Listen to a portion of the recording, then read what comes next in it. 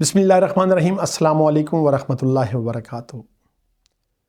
پرانے وقتوں کی بات ہے، ایک پادری بڑا تیز ترار تھا۔ اس نے معاشرے پر نگاہ ڈالی تو اسے سمجھ آیا کہ زیادہ تر لوگ ان پڑھ ہیں، جاہل ہیں۔ اس نے ایک ناٹک کیا۔ اس نے اعلان کر دیا کہ میں جنت بیچتا ہوں، جس نے خریدنی ہے آ کے مجھ سے خرید لے۔ کچھ لوگ اس کے پاس آئے، انہوں نے کہا کہ ہم نے جنت خریدنی ہے۔ اس نے کہا کتنی خریدنی ہے؟ 10 گز، 20 گز، 70 گز یا تحد نگاہ کتنی خریدنی ہے؟ ہر کوئی اپنے تئیں جو ڈیمانڈ دیتا اس کے مطابق وہ اس کی قیمت لگا دیتا، چٹ بنا دیتا اور نیچے اپنے سائن اور سگنیچر کر دیتا۔ وہ لے کے خوش خوش چلے جاتے کہ ہمیں اب جنت مل گئی۔ پادری معاشرے کا ایک ایسا فرد جس کی بات کو اتھینٹک سمجھا جاتا تھا، یقینی سمجھا جاتا تھا۔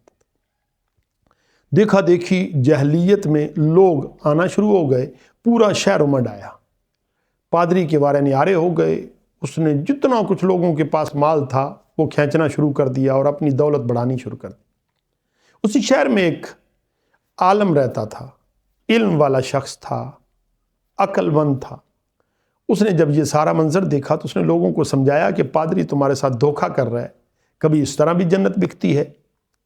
جنت حاصل کرنے کے اور طریقے اللہ اور اللہ کے رسولوں نے دیے ہیں، بتائے ہیں اور ان پر عمل کر کے دکھایا ہے، مگر لوگ اس کی نہ مانے۔ انہیں پادری کی بات پر یقین تھا، وہ بڑھتے چلے گئے، لوگوں کی تعداد بڑھتی چلی گئی۔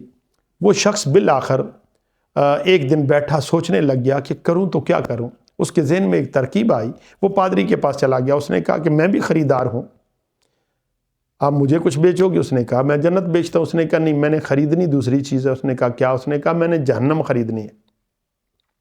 پادری حیران ہوا۔ اس نے کہا کہ یہ جہنم کا خریدار پہلی بار سامنے آیا ہے، لوگ تو جہنم سے ڈرتے ہیں، خوفزدہ ہوتے ہیں۔ اس نے کہا کہ نہیں، میں جہنم ہی خریدوں گا اور ساری جہنم خریدوں گا۔ پادری دل میں سوچنے لگ گیا کہ ادھر سے بھی پیسے کما رہا ہوں، یہاں سے بھی پیسے کماؤں گا، اس طریقے سے میری دولت اور بڑھ جائے گی۔ اس نے کہا ٹھیک ہے۔ اس نے کہا کتنے پیسے؟ اس نے کہا 3 سکے۔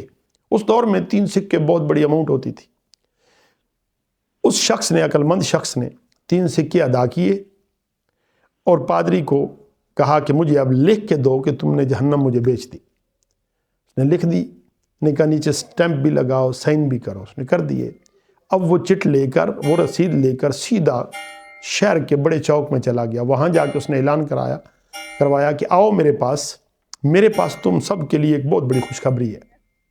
جب لوگ اکٹھے ہو گئے تو وہ اونچی جگہ پر کھڑا ہو کر ان سے کہتا ہے کہ آپ سب کو مبارک ہو، آپ کی جان چھوٹ گئی، پریشانی ختم ہو گئی۔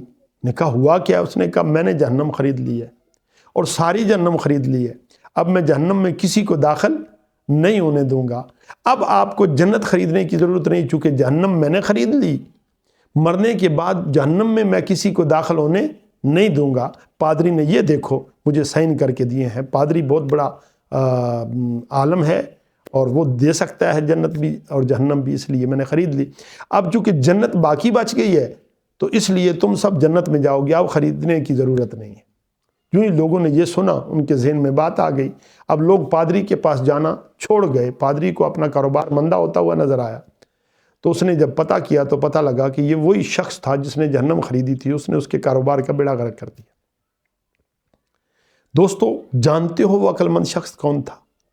وہ اپنے زمانے کا عظیم فلسفی اور دانشور سقراط تھا۔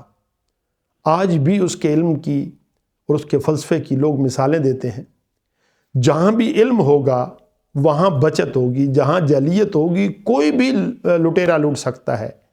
وہ ہر حوالے سے نہ صرف وقت کا لٹیرا بن سکتا ہے، وہ عزتوں کا لٹیرا بن سکتا ہے، مال کا لٹیرا بن سکتا ہے۔ اس لیے اگر زندگی میں جینا سیکھنا ہے، عزت سے جینا ہے تو اس کا ایک ہی طریقہ ہے، علم حاصل کرو، علم حاصل کرو، علم حاصل کرو۔ تبھی آقا کریم صلی اللہ علیہ وآلہ وسلم نے فرمایا علم حاصل کرو، مہد سے لحد تک، یعنی پنگوڑے سے لے کر قبر تک علم حاصل کرو۔